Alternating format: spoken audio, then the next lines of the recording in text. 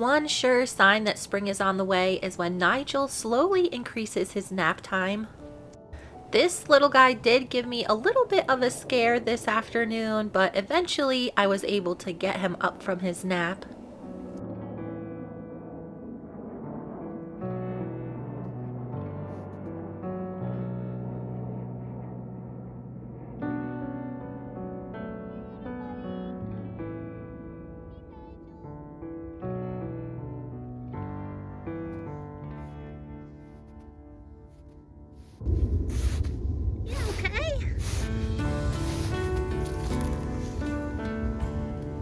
Okay, little buddy.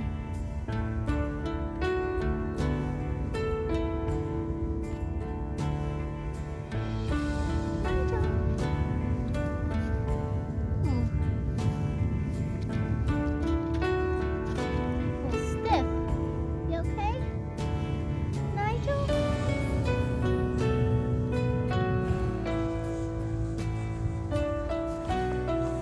Tiny! Tiny!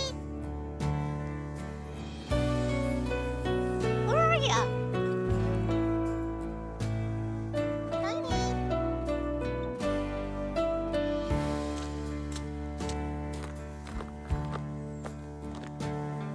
There you are, girl.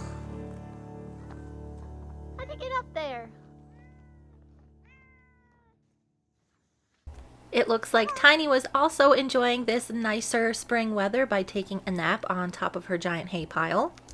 There's no doubt about it, this girl has been running here and there trying to keep the gophers under control, but I'm guessing she's feeling a little overwhelmed because there are a ton of them right now. I'm not exactly sure how she's getting down from here, probably jumping onto the shavings pile. I'm sure she'll climb down when it's time to supervise me for feeding the horses. Ziggy has managed to keep himself relatively clean today, so I think I'm going to start shedding these guys out. We've got one more little snowstorm in the forecast, but then after that we should have really nice spring weather. Everything is drying up. I'm just going to head out and check on all of the other boys and get kind of a game plan going for the day. The manure pile has settled quite a bit over the winter, so it is turning into primo compost. Boys? Once the footing in here is a little bit more dry, I will scrape it for the spring and add it to the pile. It looks like Whiplash is about ready to be shed out, and also Stewie is looking like he has some hair coming loose. I really should close these boys in their dry lot, but I want it to be a little bit more dry before I do that. There really isn't any grass coming up yet, so the boys just wander out here to get some dry footing. Hey, Pete. Hey, Gussie. Oh, Gus. Oh, Gussie. Let's see. Oh, buddy. All of these boys seem to be trying to drive me crazy with all of their rolling. I do brush all of these horses at least once a day, so I realize they do look pretty disgusting in all my videos, but that's just kind of how it goes this time of year. Pete? Pete? After giving me a little bit of the runaround, Pete finally decides to stand still while I check to see how his hair is coming out. I did get a comment the other day how it looks like I'm always afraid to go up and touch my horses. Since I do have so many that haven't had the best interactions with humans, me going up to them and putting my hand out is just like saying hello. I can see how they're doing for the day, and if they are having a bad day or they don't want me anywhere near them, then they are free to just go about their business. It can take Pete a little bit of convincing these days, but as you guys will see when I check on the other horses, Goose lets me know quite often that he does not care to have my company. Gus. You, buddy. It looks like Big Gus rolled pretty recently because he is still a little bit wet on the side. He is typically the last one to shed out, so I don't think I'll be getting very much hair out of him today. Let me in. Taking a nap? While my neck was out, it was really tricky for me Very to much keep hair, up bud. with these horses' farrier care. Thankfully, during the winter, their feet don't grow very fast, but it's about time for Studman to get Goose. some shoes back on. Goose. Oh, Goose.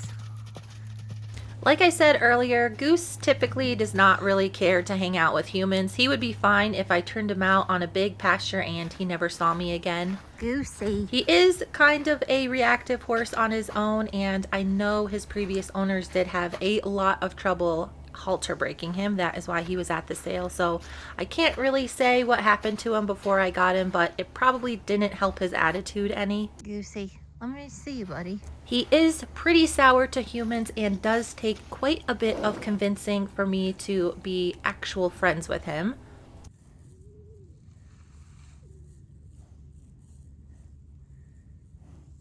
Oh, Goosey. I've decided after I get all the pens scraped and the horses juggled around, Goose and Studman will be going into the barn. I'm hopeful that some more quality time, even though he doesn't like it yet, will have a positive impact on him. Both Goose and Studman also need to be on a little bit of a diet. They gained too much weight this winter, so I need to get them slimmed down so we don't have any problems. It looks like the arena is finally dried up enough that I can start dragging and working the horses, at least in the round pen. Around the edges, it's a little bit wet. Oh my gosh, are you two kidding me? Ah, big. In the few minutes that it took me to check the other horses, it looks like Ziggy and Scarlet decided to get completely filthy. I better catch them up and get them a little bit more clean.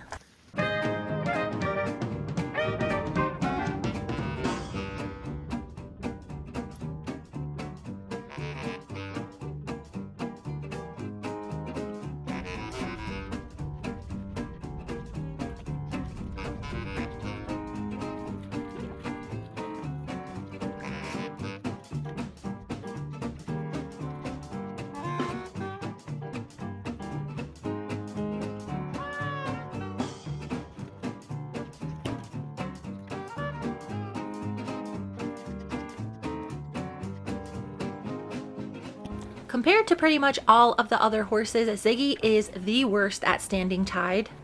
This is something that we've been working on since I bought him, but he does have a pretty busy mind and I'm sure he's ready to get back to riding season. He's shedding quite a bit, but it's a little bit tricky to get all of his hair off with the mud. Here.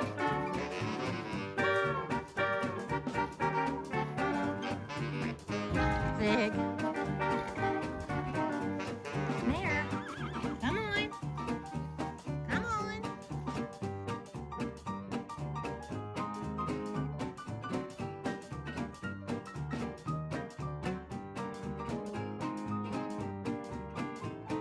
Scarlet needed a little bit reminder of her manners on the walk out, but then she stood very well tied to the trailer. I am using the trailer to tie up the horses today, but it's not attached to the truck, so it's important that I use the tie back ring just so the horses don't accidentally pull the trailer over.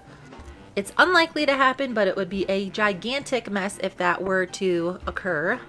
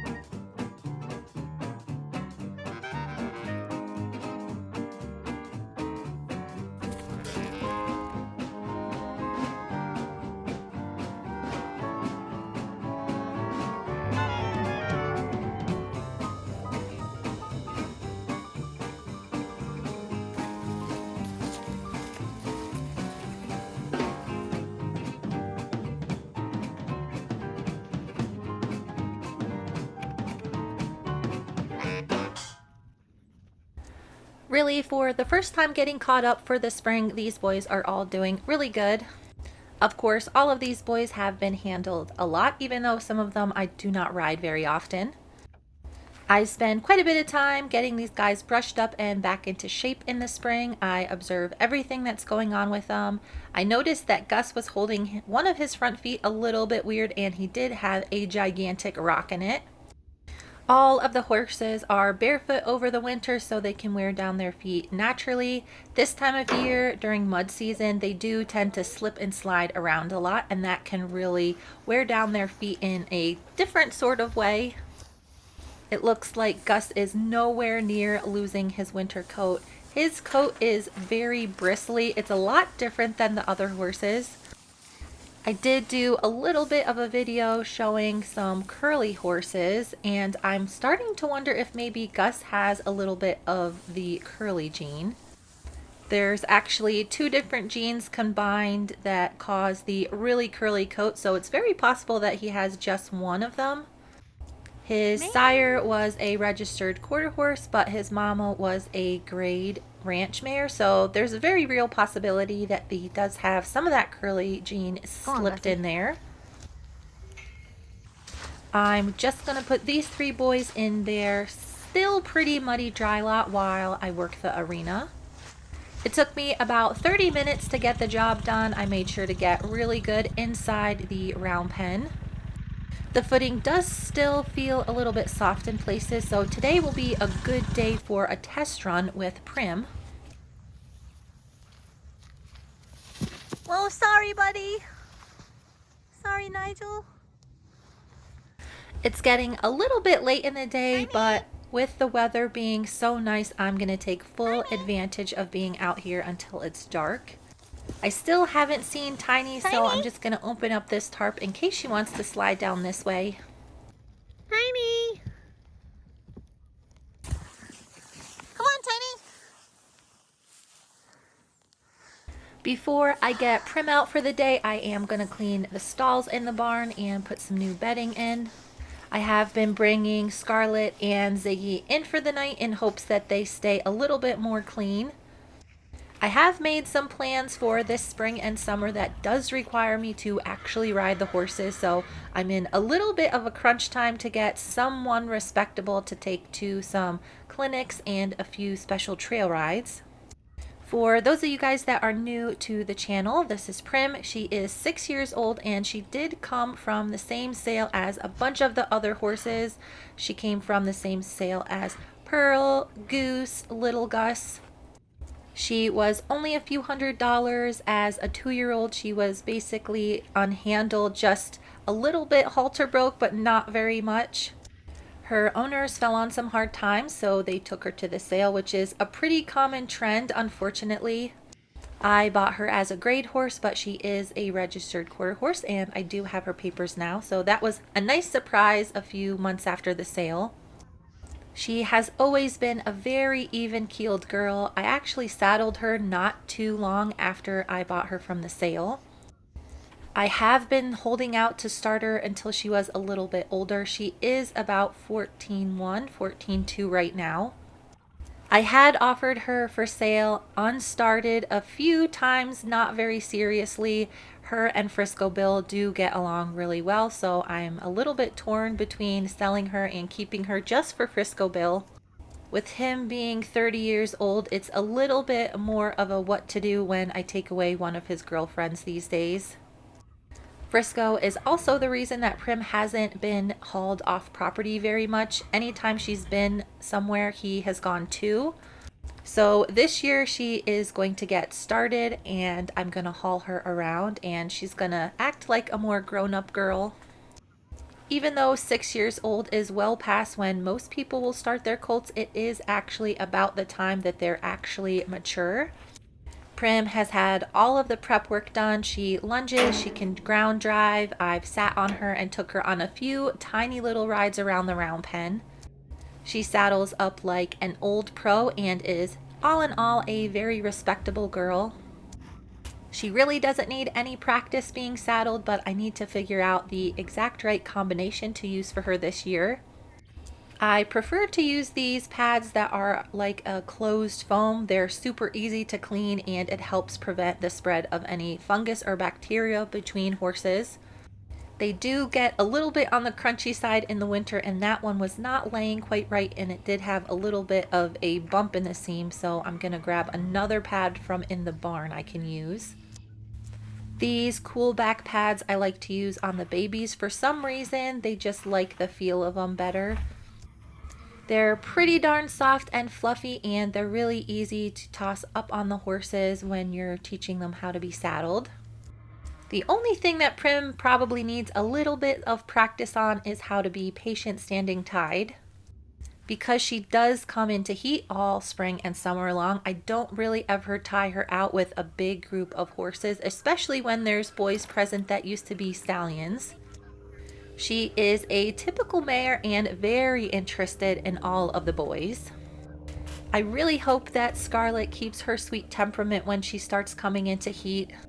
There are a few different types of horsey birth control, if you will, that you can give to these working mares if they have a hard time getting along with the boys in the spring. For some mares, it is just really hard to fight their biology, and they focus a lot better if they have some help. I don't regularly use it, but for a horse like Prim who has a real difficulty focusing around the boys, it is easier than fighting her natural biology. I'm still pretty hopeful though, once she gets into work, she'll be a little bit more businesslike and have less time to think about the boys. Prim is a little bit tricky to fit saddle-wise. She does have mutton withers, so she's very round in that area. Thankfully, I do have a bit of a problem buying and keeping multiple saddles, so usually I have one that fits very well. Oh man, girl. Girl. I was getting pretty worried that Pearl was not laying down, but since it's dried up a bit more, she has been laying down in her little straw bed and rolling around in the mud like the rest of the horses. For Prim's first day back into work, all I'm going to do is just a little bit of free lunging. I'm going to get her to relax, and then we'll probably be done for the day.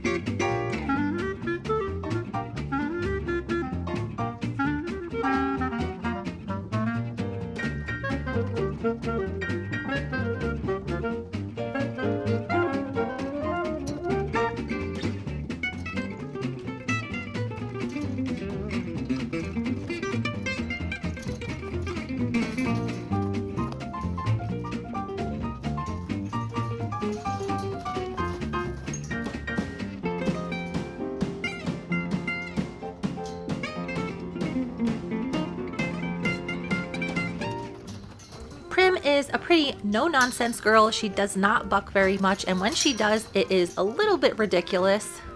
She puts very little effort into it, so even though my neck is still on the mend, I feel pretty good hopping on this girl even though she has not been ridden.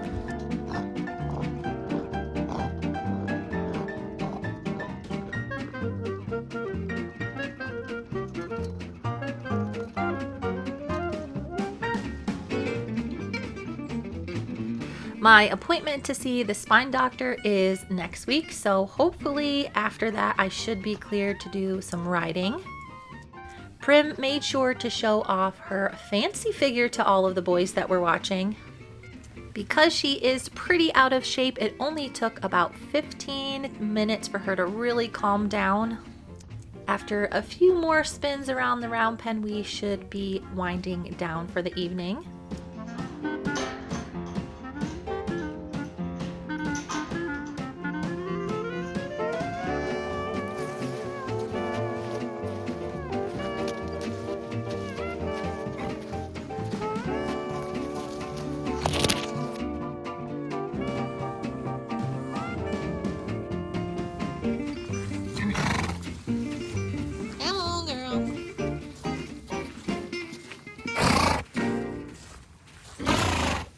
While the round pen looked mostly dry, it did have some very soft spots around the edge when Prim started loping, gave way just a little bit too much for my liking.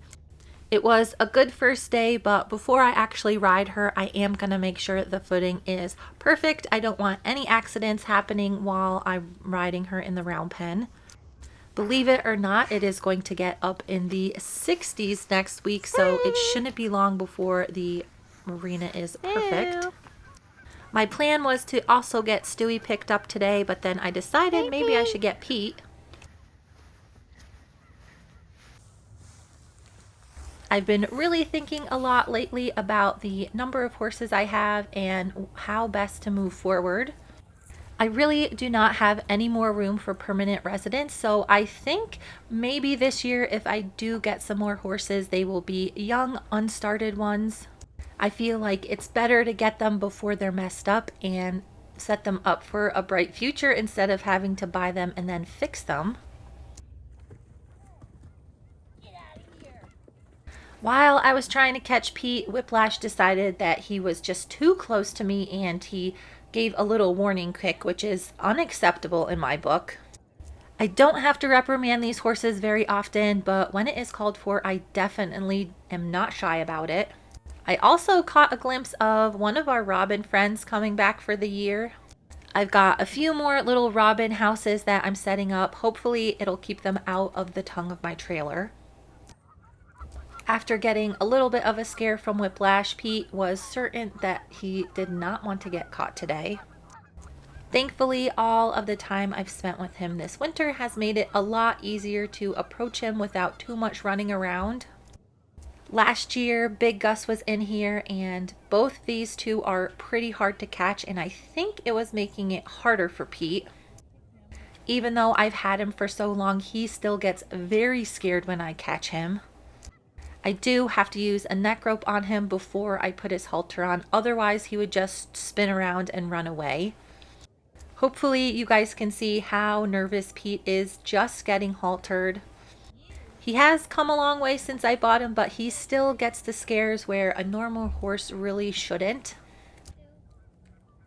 After finally catching up Pete, Stewie was being kind of a pest. I think he was a little bit annoyed that he was not the one getting caught up for extra time today. Whiplash was also upset I wasn't catching him. Typically, Pete is the very last one to get caught, and these boys were pretty jealous. It looks like Prim is standing very nicely tied up, relaxing from the little bit of work that she did. I have the dentist coming in a little less than 2 weeks, so it's important that all of these horses can stand tied and behave. Pretty much all of the horses are going to be getting their teeth done, so it is a little bit of a long day for these guys. I had a brand new bag of Pete's favorite treats in the truck that I'm going to use today just to make his experience a little bit more pleasant. Anytime throughout our little session today he gets a little bit too nervous, I'm just going to slip him a little bit of a treat, and hopefully that will change his outlook on our time together. These horses do get doted on over the winter, but I usually do not catch them up and give them a nice long grooming session separately. I just brush them out in the field and pick their feet up out there. Pete is definitely the most nervous coming in from the winter. I do a few things differently with him that I don't have to do with the other horses. Depending on his mood, he can be very touchy about his legs and his feet being handled. The trainer he was at that really scrambled his brain is also a farrier, so I think that probably has a little bit to do with it. He also does have quite a bit of rope burns all over his legs, so it's understandable that he could need a little bit of extra understanding when it comes to that. It looks like Tiny finally came down from her nap to do a little bit of supervising. Pete is pretty muddy today, so I'm going to finish using the curry comb, and then I'm going to shed out some extra hair. I'll probably brush him and handle his feet. I'm probably not going to do too much with his feet, but I want to make sure that he'll at least just pick them up for me without getting too nervous. Pete is one of the only horses I have that will pull back consistently if you rush him or scare him when he's tied up. He hasn't done it in probably 2 years, but if you go in like he's a normal horse, it does happen rather frequently. I've noticed he does like to stand a little bit farther away from the trailer than the other horses, and this tie back ring slips very easily for him. You can adjust it to different tensions, and he gets tied on the lowest one. Pete has actually been hauled quite a bit. Anytime I went to a horse show over the last couple of years, Pete has gotten to come too. I think it's a really important part of his training just to go where the other horses go and not have anything really tricky asked of him. Sometimes I do get to thinking that the way I handle this horse may add to his handicap instead of help him overcome it. This horse has had some very extreme reactions in the past, so I'm trying to prevent any undue stress.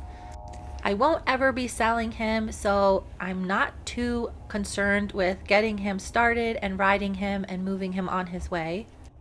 It's hard to explain the kind of damage that you can do to a horse if you train one that's very fractious like Pete inappropriately. They have very sensitive brains, and it's kind of like trying to unscramble an egg. Once the damage is done, it is very hard to undo. I don't think Pete will ever be a quote-unquote normal horse, but he does a lot of things that are pretty special and a normal horse would not be able to do. I think once I finally have his mind captured that we are going to have a ton of fun together.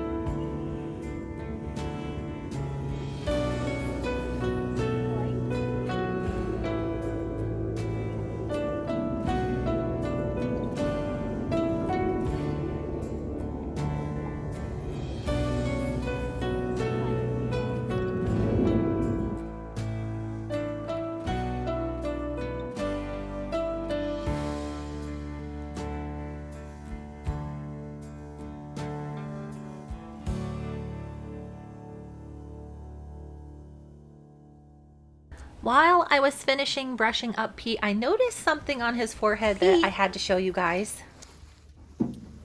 I did do a little bit of a video on whirls the other day, and I thought that Pete just had one right between his eyeballs, which doesn't make a lot of sense, but now I notice he actually has 3 more up very high on his forehead. So the one in the middle, 2 right on the sides of these little muscles on his head, and then 1 right below his forelock. Pretty interesting given his demeanor. I generally approach the whirl thing with a big grain of salt. I don't take it too seriously. I did have an old-timey cowboy tell me once that whirls up in that area are from where the horse's brains leaked out. I do think a lot of times people may use the whirls as an excuse for a horse's poor training or their inability to get them to accept their time with humans. Out of curiosity, I had to check Prim, which she did not quite enjoy. After seeing Pete's surprise whirls, I'm going to have to go through and look at all of the other horses again, because now I'm super curious to see if there's anything hiding with the other ones.